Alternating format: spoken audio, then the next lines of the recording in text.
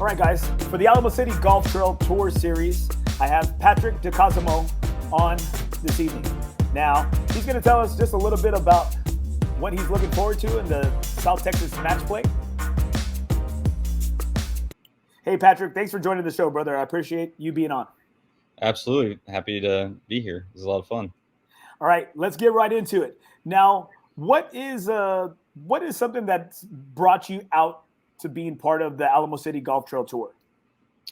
Yeah, so I've been playing. I think I'm one of the OGs according to Travis Salkowski. I started playing 10 years ago on the tour, kind of first year out. I had met Travis at San Pedro,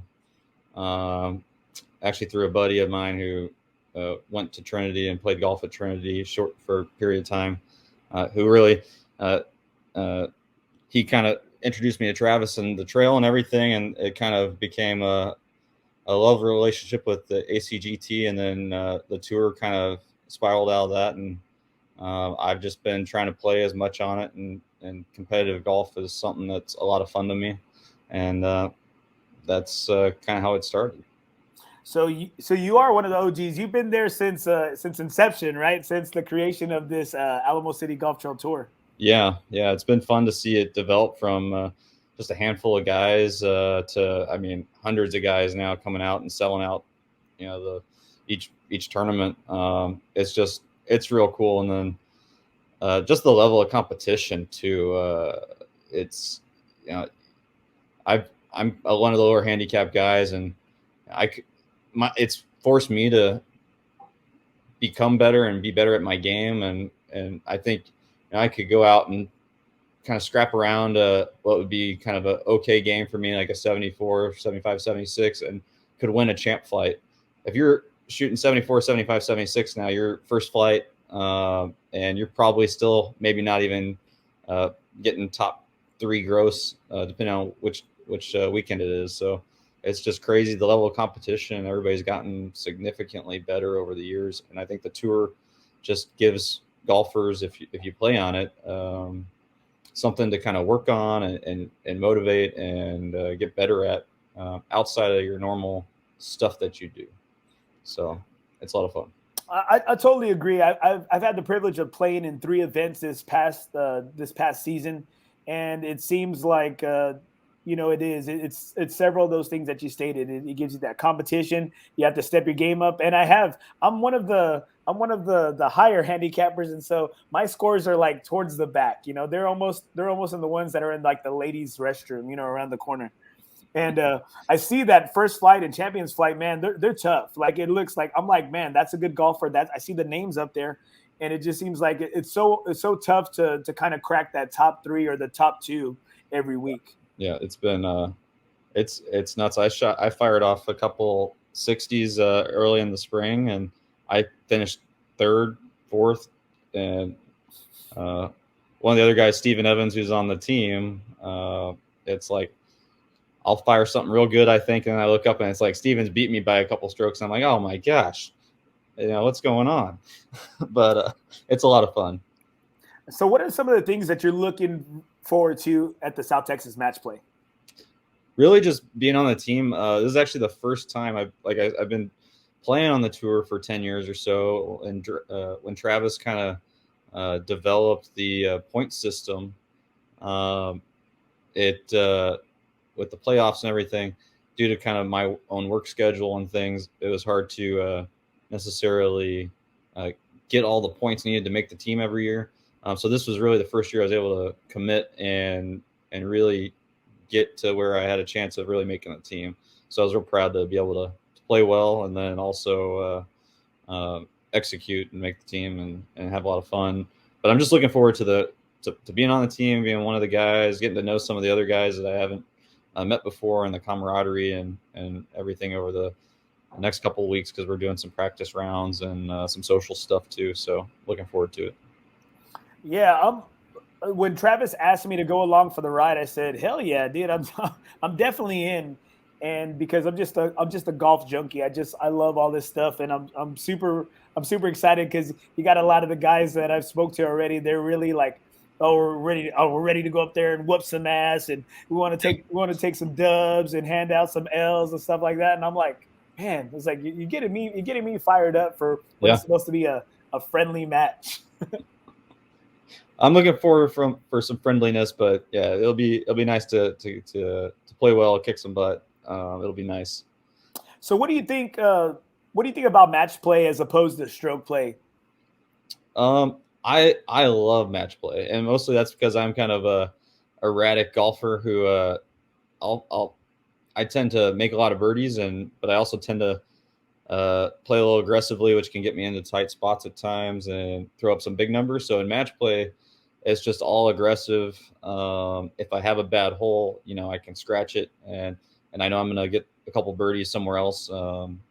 And it's nice to kind of, you really feel like it's one shot at a time. And it's match play for me. I personally feel like I focus a little bit better because each shot seems to have a little bit more weight to it. It's probably not the best way to think about it, but it's just, golf's just this mental beast. But I love match play. It just, it's a ton of fun. Now, as an avid golfer as you are and a world traveler, especially because I follow you on Instagram, you've played at some of the most beautiful scenic golf courses in the United States and then abroad as well. Now, what would you say would be your favorite golf course on the Alamo City Golf Trail? So I love Brackenridge Park. It's not too far from where I live, and I just love golf history, golf architecture. I love that it's a Tillinghast course. I love the square cut greens. It's not a course that's going to beat you up in any way. It offers a lot of forgiveness, opportunities for making good scores. Anytime I've got some friends or family that visit to town, like my dad comes to town, and I take him to Old Brack, and he's drives the ball 180, 200 max, and is a 30 handicap, and it's an enjoyable place for him to kind of scrap around and hit the golf ball. So it's just such a cool place. And then you got the Texas Golf Hall of Fame there, and it's beautiful. Other courses on the trail are just also fantastic. Cedar's always great. It's my nemesis course, though. I mean, I've had some of my worst rounds of golf at Cedar Creek. There's probably been a few broken clubs there. You can ask some of the guys. There's been some over the knee wedges and things like that. It just gets in your head. And I love Willow too. It's just Willow is probably the most balanced kind of course, I feel like, where you get a little bit of everything. You got some long holes, you got some shorter holes that you can be aggressive on. And it's got some forgiveness. I think once all those trees grow out that they've planted all over the place on a few of these courses, they're going to be a little tougher. And I love Almost Park too, or Almost Basin. Looking forward to the reopening here and seeing how all the green complexes and stuff that that I've heard about them doing. So it's just that I think that's going to be the one of the new gems on the tour. It's always been a great course, but just with the redo, firm, fast greens, it sounds like it's going to be a tough course, I think. Yeah, I totally agree with you. I'm looking forward to seeing how Almost. I actually work right around the corner from Almost, and so I get to see it every day, and my mouth is just watering. And and I've been bugging Ruben Gadaveo to get on the course. I said, "Hey, man, dude, I run this podcast, man. I always pump ACGT. What do I got to do to get on this course before anybody else?" And then I was at Ben's shop the other day, and I'm over there chatting it up with Ben and Alex. Yep. And then Ben said, "Well, some people have been getting on the course, right? Like in the evenings, you could just do that." And I'm just like, "No, I want to do that. Don't get me wrong. Right. I want to do that, but I don't want to do that." Right. I want an official. Yeah. I was like, I have no problem. I'm normally that guy. But in this case, I don't want to be that guy. Yeah. So as we move on in this interview, what do you think is going to be some of the toughest obstacles that you're going to have to overcome as you are playing in the match play over there in Houston? I think I actually grew up in Houston. So I played a number of golf courses over there. I played Wildcat before. It's been years though, so just kind of get to know the golf course again. We're all so familiar with the trail, and you put yourself on a little different golf course, and some of the feels and things that you're used to aren't there. And then so just trying to kind of manage the emotion of each shot. And then I think just playing partner golf and kind of the Ryder Cup style that it's built on. We've talked about some of our partners, nothing official yet, but just trying to get to know some of the guys that we're going to be playing with, and kind of how our games can like complement each other. And then just then seeing how the competition goes. But I think just as far as obstacles, I think just, it's still just golf. You just have to try and execute each shot the best you can and move on if it's a poor one, and try not to get too excited if it's a great shot. But that's the fun thing about it, is having some of the emotion and getting excited and pumped up and really enjoying the fun of it all. So I'm just looking forward to hanging out and playing some good golf, hopefully, and seeing just how the chips fall, I guess. What's your beverage of choice when you're playing? With alcohol or no alcohol? You tell me. It's up to you. I generally will have a Gatorade somewhere in there, usually like lemon lime. A Snickers is involved, usually at the turn, and then depending on the how the day is going, what beer might be available. I usually am a Dos Equis guy, but I've recently I never thought I would drink seltzers and that stuff, but I had a White Claw and I was like, all right, this stuff. Dude, it's like over. Blackberry White Claw. Over. Cancel. It's pretty good. I know. I'm embarrassed to say it, but give it a try. It's like when it's real hot outside. It's a refreshing beverage. Refreshing, it's a refreshing beverage. Yes. Well, I'm not gonna. You know what? I'm right there with you. Like a lot of my boys are on those Truly and White Claw kicks, and a lot of them taste they have like that. It's almost like a diet drink aftertaste. And a lot of those. But I found my favorite one, and I'm on this. It's the Topo Chico seltzers. Oh, I haven't tried them yet, dude. You need to try them because they just don't have that aftertaste. Right. And it just it's. No, I know what you mean. The Trulies, I can't do it, but the White Claw Black Cherry, it's okay. Black Cherry, that's right. That's really the only one that I like. Mm-hmm. I really like. I need to try the Topos. I do like Topos. Yeah. Oh no, dude, those are good because it has that same type of that seltzer, that club, that like almost like the Dr. Pepper type club soda, aftertaste. Oh no, you need to, man. They're amazing. Yeah. All right, last question for you right here. Who are you playing your final round of golf with? In like life? In life. Okay.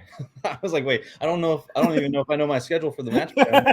Who am I playing with? I'm not sure. In final round in my life, it'd be my dad.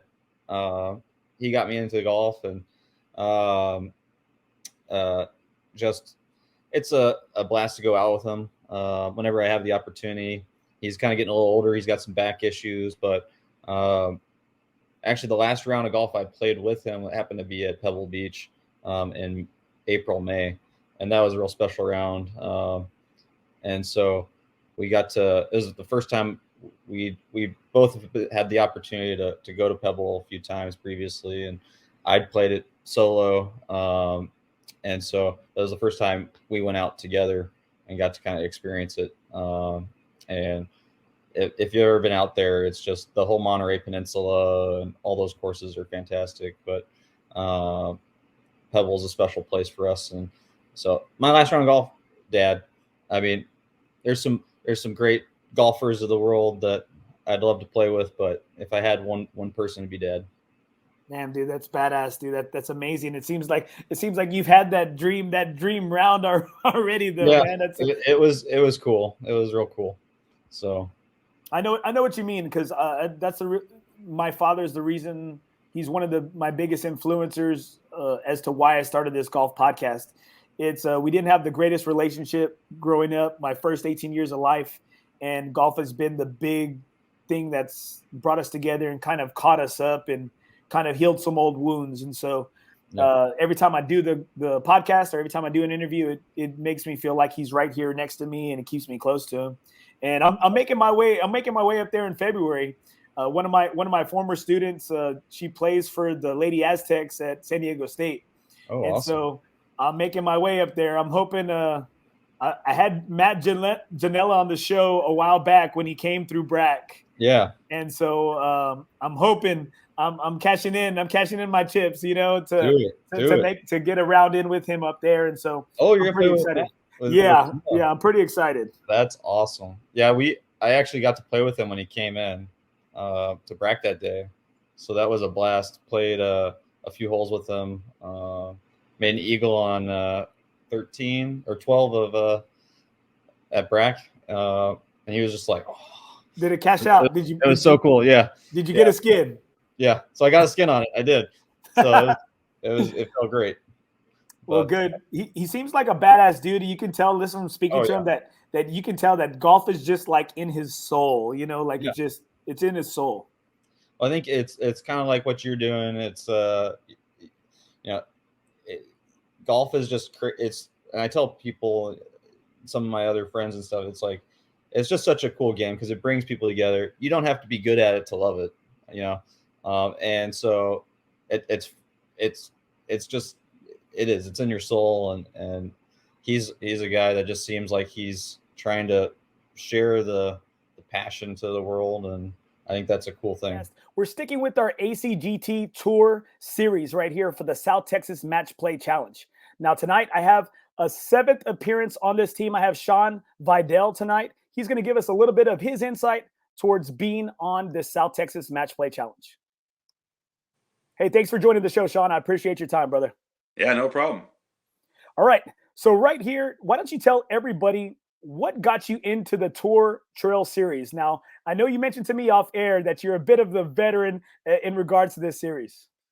Yeah, it seems like the last couple of years that I've made this team, I've been one of the older fellows on the team, and I don't really look at myself as being that old. I'm 49. But, I played college golf, high school golf. I've been on Rudy's Cup teams. I've been on 7 of these teams, and by far, this is one of the best experiences you can have. The Alamo City Trail does a great job of bringing out the tournaments at all different courses. All different levels can play and compete on the same track. And so, just making all these connections with these different guys is amazing on this tour. Now, you didn't let me get to my next part of the question where what keeps you coming back? So what, besides all these great things that you said about the trail, what keeps you coming back? I like to compete, and I can compete on this tour every 2 weeks. There's a tournament every 2 weeks, and that makes it interesting. And also we have different formats. We have partner events. We have individual events.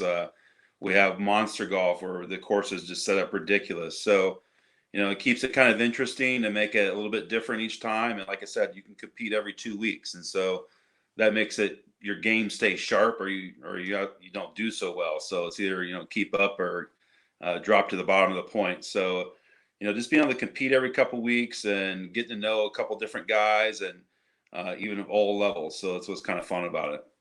So out of all the different formats, you have the partner, you have the 2-man alternate shot, you got stroke play, match play. Which is your favorite type of format that the Tour Series offers?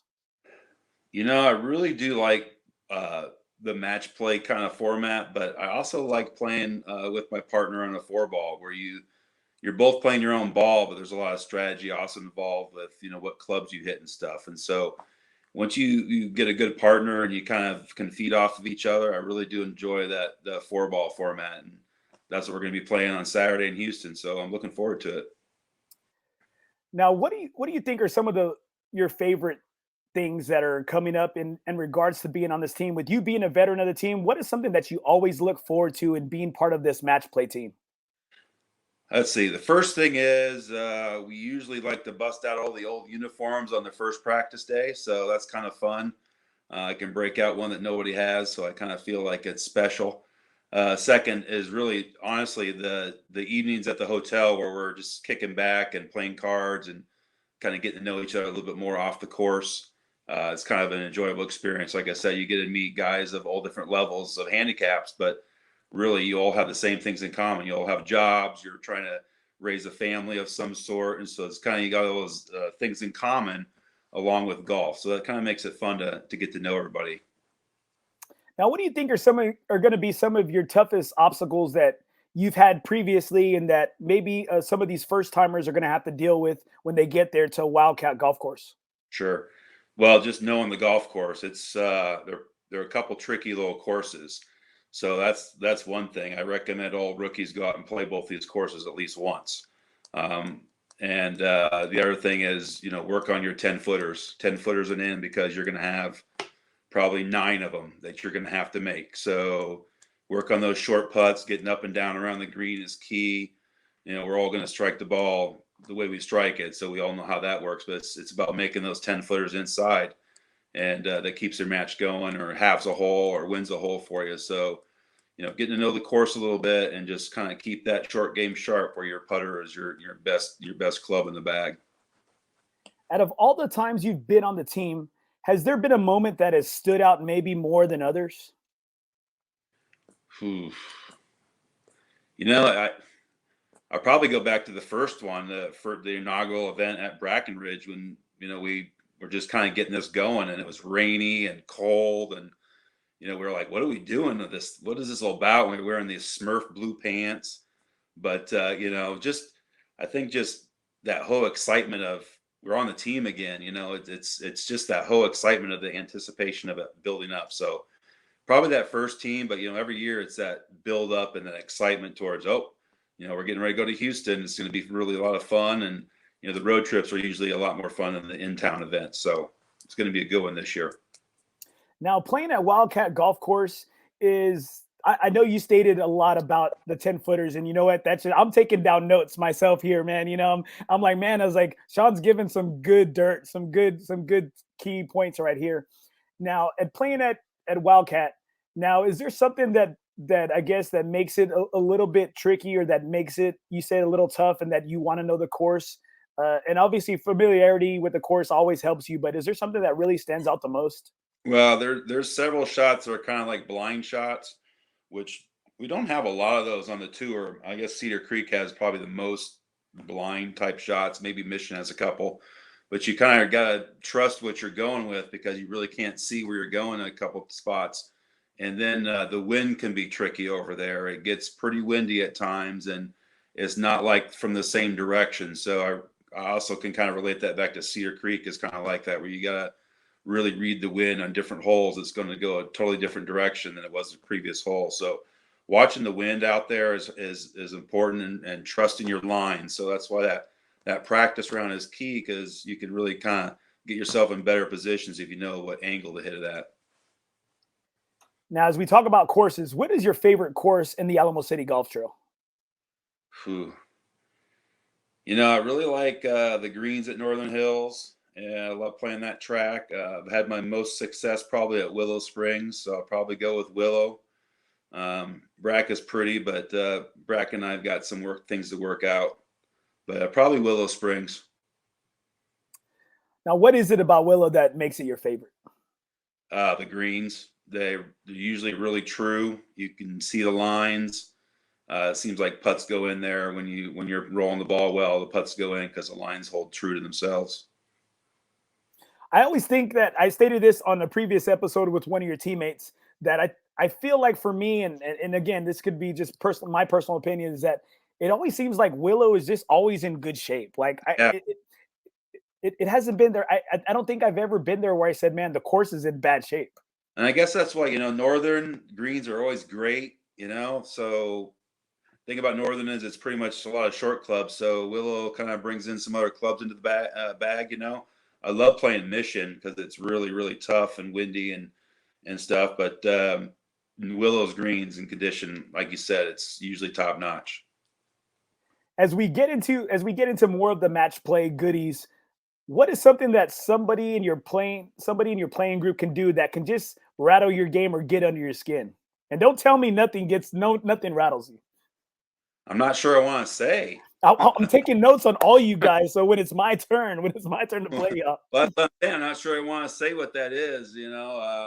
Honestly, though, really, golf etiquette's pretty important to me. I grew up playing where me and my grandfather, my father, they take you out on a Sunday and you're playing with all the big boys, and it's important to, it's not step in people's lines and not talk while they're hitting, and make sure you're not standing behind them. And so I think golf etiquette, pretty much the rules of golf, are pretty much the things that I live by out there. So, and I hate it for myself when I break those rules, and you throw a club or you do something you're not real proud about. It kind of makes you feel bad inside. And then that's a good thing, I guess, if you're still feeling that way. But just kind of the rules of golf, the etiquette of golf, it should be upheld out there. I like that. I don't really teach golf with my middle school students. I'm really more of like a golf sponsor, one of the biggest things for me is teaching them the etiquette of the game.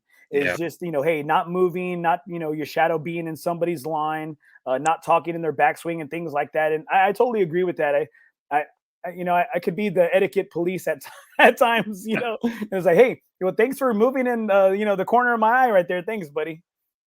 And you know what? It tests all of us, golf, in different ways. And that's one of the ways that, championship guys can get tested when you play with a non-championship flight guy, where you've got to know going in, this guy maybe doesn't know the rules as well. And so we take it kind of, on the tour, we like to teach the guys, the right and the wrong. So there'll be some teaching going on in Houston, of what we need to do.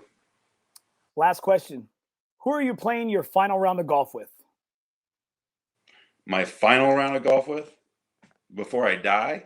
Yes, sir. Your very last round of golf. Okay. So definitely my grandfather, my father, and that's going to be tough. Probably my brother. Now, why those guys? Obviously, I know that they're family members, and I know that. But what makes that a lot more important than others? Well, the first two are pretty easy. My brother, I might make my girlfriend mad on that one, but my father and my grandfather taught me to play when I was in middle school and high school, and really were the foundation of me wanting to play golf. So I can't not play with them. There's lots of obviously famous golfers out there that'd be fun to play with, but if it's my last round of golf, it's got to be them. Family more important. I totally agree with you, brother. Well, thanks for being on the show, man. I wish you nothing but the best and kick some ass out there in Houston. Plan on it. Hope to see you out there at Mission on Monster Day.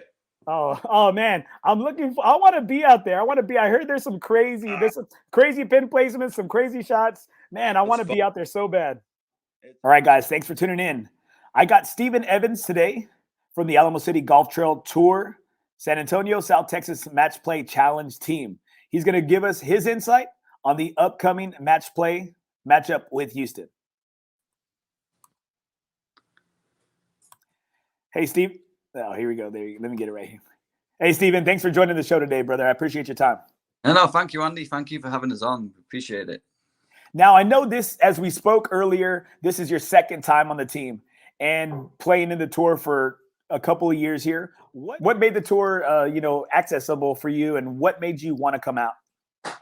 So when I first moved over to San Antonio 2016, before moving, I used to play a lot of golf back home in Wales, and moving over to San Antonio, I wasn't really sure on, what the amateur golf was going to be like, how much would be available.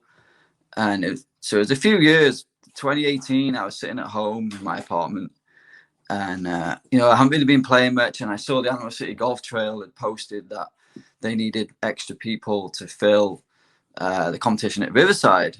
And that was, so I messaged Travis at the time and I said, hey, I don't have a handicap, can I play? And he broke it down to, if you play, then you can establish your handicap.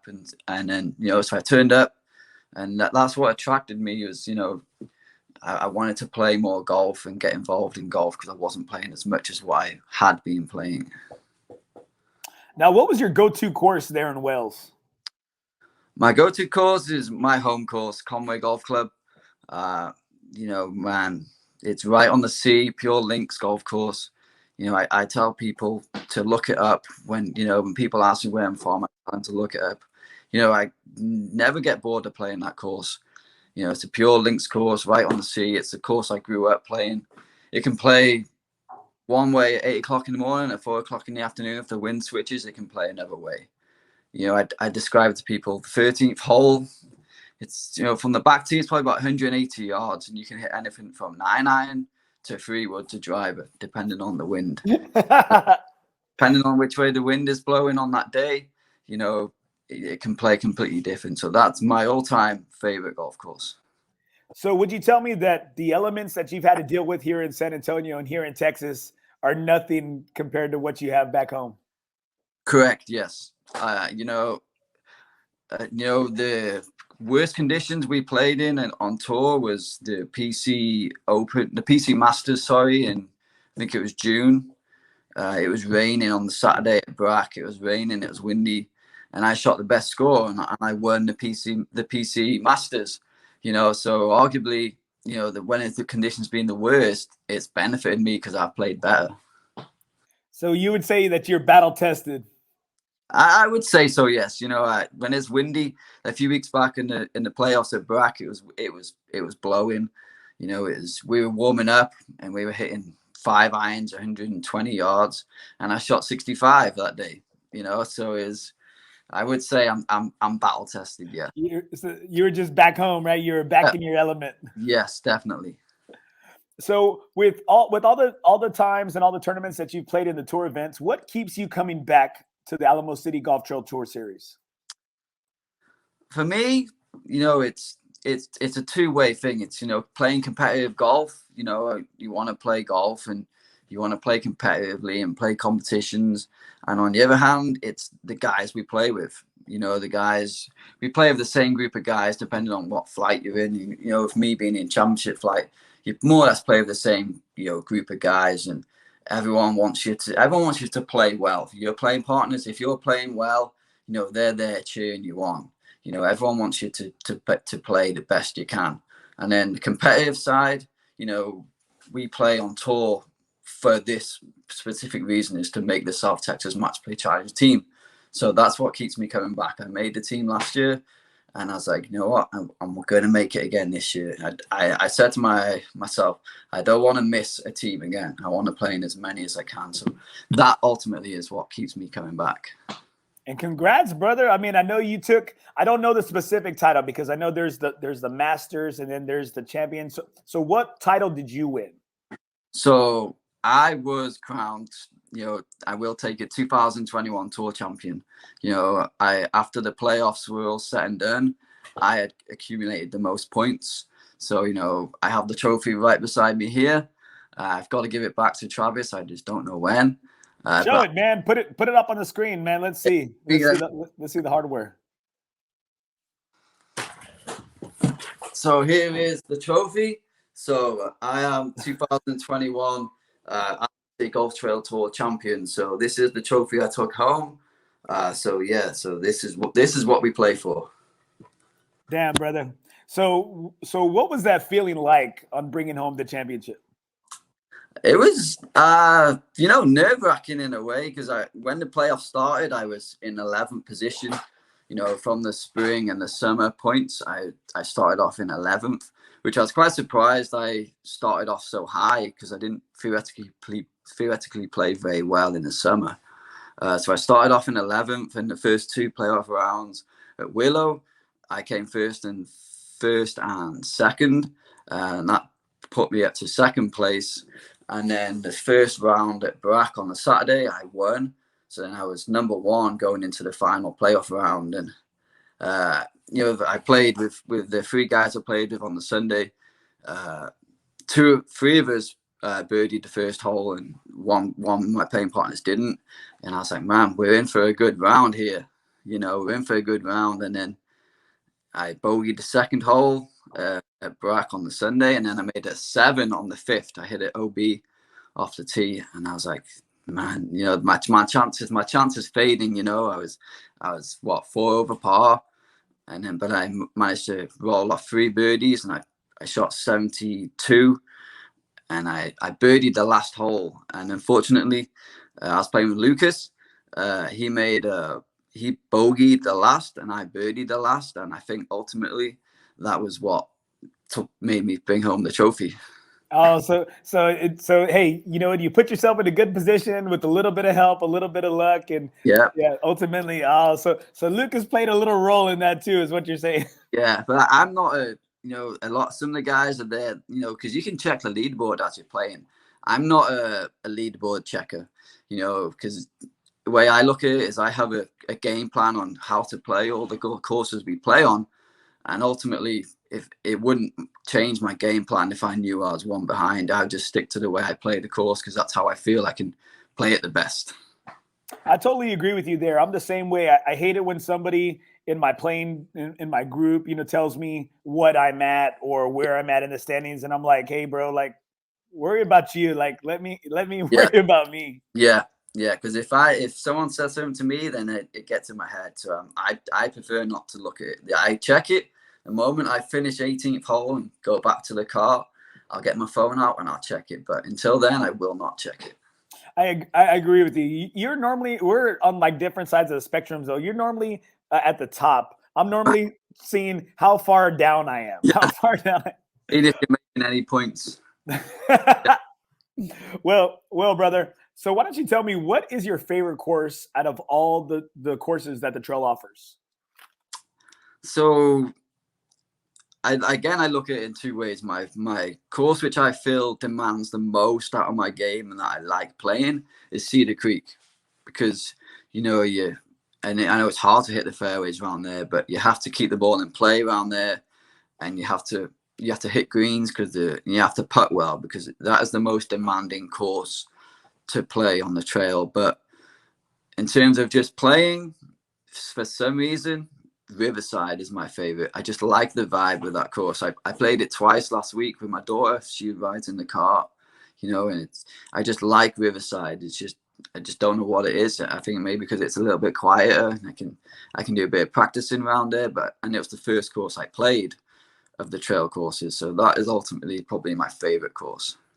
Yeah, so it's got a little bit of a nostalgia for you, and it's an iconic course, I think. It's got the San Antonio River going through it. You see the Tower of Americas, on the back nine, and that's a great course. That when I think of golf, because I'm from Corpus Christi, which is on the coast, which is in the coast of Texas, right? And so that was the first course that we would come into going into San Antonio. So that's where, some of my best memories there are just being there with my dad and uncles and, riding around with them at that course. Yeah, because Riverside was the first course I played.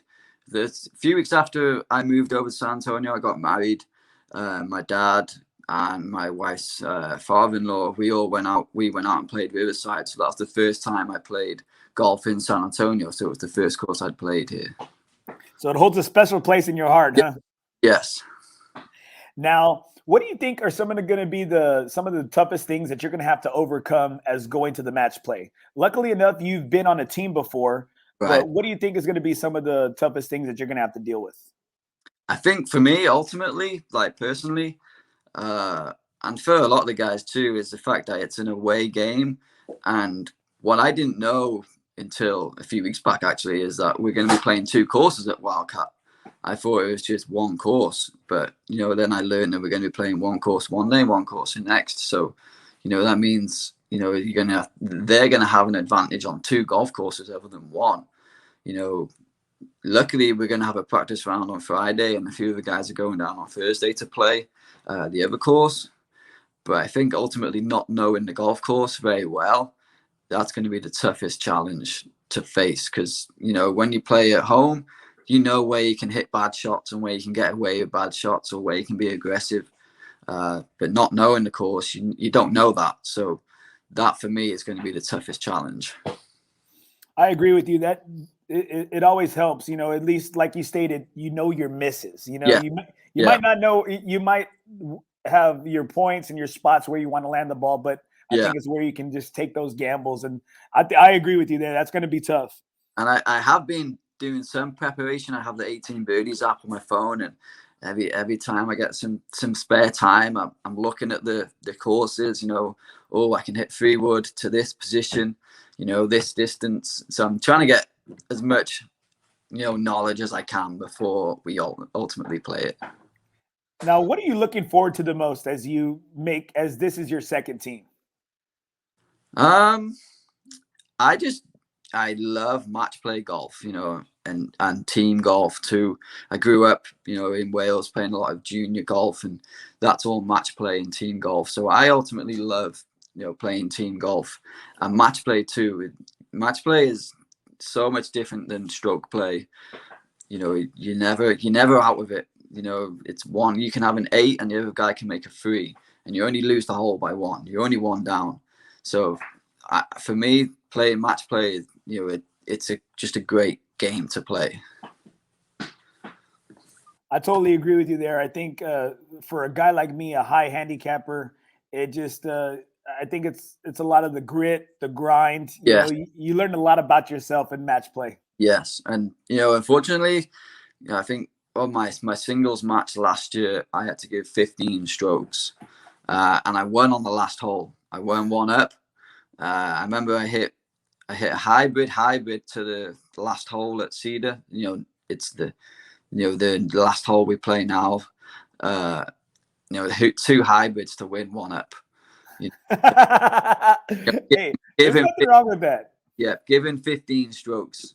So ultimately, I feel like I'm gonna be given a lot of strokes. But the handicap's there for a reason. You can use it to your advantage. Well, I'm telling you, if you and I played, you'd be giving me like 18 strokes. Let's put it that way. All right, brother. What do you think, or what is something that somebody in your group can do that can rattle you or get you pissed off during your round? I'm not gonna lie, I have a quite a high temper, but I know I heard you say on another episode in terms of putting, when you've hit a putt, whether it's in or not, and you could hit a putt and it's halfway there, and it's short or it's missing low or it's missing high, and someone's like, "Oh, get in, be the right line," and deep down that it's not going in. It doesn't rattle me too much, but that would be the only one thing where it's like, I know it's not going in. That'd be the only one thing. Other than that, I enjoy, all my playing partners. They don't really do anything that can sort of rattle me. All right. Last question here. Who are you playing your final round of golf with? And most importantly, since you're not from this country, where are you playing that round? All right. So, I listened to the previous episode with Austin, Casey, and Lucas, and I heard that question and I said to myself, who would I play my last round of golf with? And for me, it would be my dad, my brother, and if it'd been my last round of golf, I'd be a little bit older, so it'd probably be my daughter. She'll be 3 in December, but I have all hopes of her being a professional golfer one day. So it'd be a 4-ball, and it would be at my home course, back at home, Conway Golf Club. Like I said, that would be if I was to play my last round of golf, that's where I'd want it to be. Damn, that's beautiful, brother. Thanks for tuning in. I hope you enjoyed the show. Please visit my website, www.NothingisOB.com. You can hit me up on different forms of social media. I'm on Twitter, Facebook, Instagram. NothingisOB is my handle.